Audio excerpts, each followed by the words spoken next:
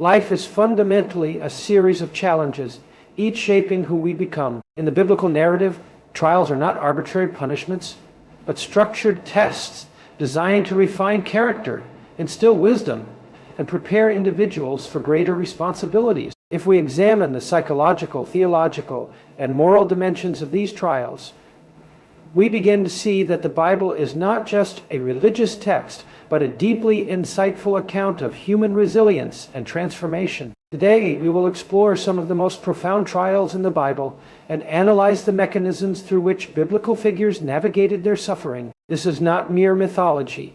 It is an archetypal roadmap for personal growth, much like what Carl Jung would describe as the individuation process. Perhaps one of the most harrowing narratives in the Bible is that of Abraham being asked to sacrifice Isaac. Genesis 22. At a superficial level, this appears to be an absurd, even cruel demand from God. But let's examine the psychological underpinnings. Abraham's trial is an existential crisis. He is asked to sacrifice the very thing that gives his life meaning. This parallels our modern experience. Often, the thing we cherish the most is precisely what we must be willing to risk or let go of to grow. Psychological insight. True faith is not mere belief, but action in the face of the unknown. Abraham moves forward despite his fear, embodying the principle that meaning is found through responsibility rather than comfort. Application in our lives.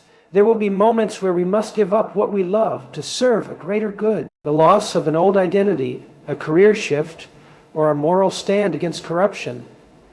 These are all sacrifices that mirror Abraham's journey. Joseph's story, Genesis 37:50, is a classic hero's journey. He is betrayed by his brothers, sold into slavery, falsely accused and imprisoned. Yet he rises to power, eventually saving an entire nation from famine. Psychological insight. Joseph's response to suffering is critical. He does not become resentful or nihilistic. Instead, he transforms his suffering into wisdom. He interprets dreams, navigates the politics of Pharaoh's court, and ultimately forgives those who wronged him. Application. When we face betrayal or hardship, the temptation to become bitter is overwhelming. But Joseph teaches us that the right response is competence and wisdom. Rather than complaining about the injustice of life, we must adapt, learn, and prepare for greater opportunities. Job's suffering, Book of Job, is perhaps the most existentially jarring. A righteous man is suddenly subjected to immense suffering, seemingly without reason. His friends offer simplistic moral explanations, but Job refuses to accept them. Psychological insight. Job's trial teaches that suffering is not necessarily a punishment.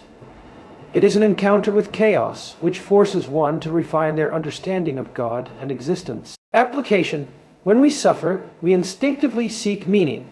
Sometimes the meaning is not immediately evident. Job's journey suggests that suffering must be confronted, endured, and integrated into a broader understanding of reality rather than simply explained away. No biblical trial surpasses that of Christ's suffering and crucifixion. In Christian theology, Jesus' suffering is not just about physical pain. It is the ultimate confrontation with the suffering of humanity itself. Psychological insight. The crucifixion represents the voluntary acceptance of suffering. Christ could have fled, but instead, he walked towards his own death, knowing that it was necessary for a greater purpose. This aligns with Nietzsche's concept that one must affirm life, including its suffering, transcend it. Application.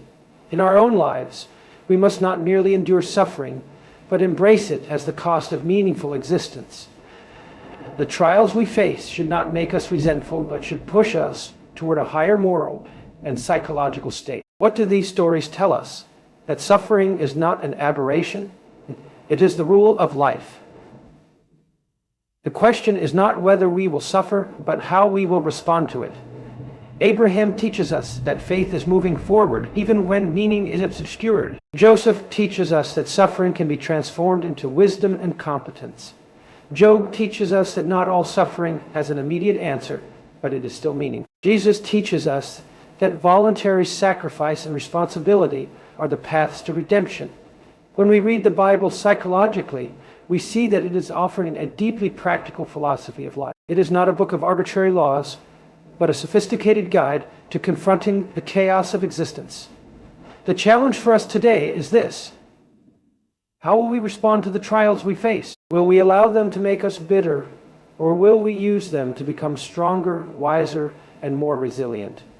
Because in the end, as the Bible repeatedly shows us, triumph is always on the other side of suffering.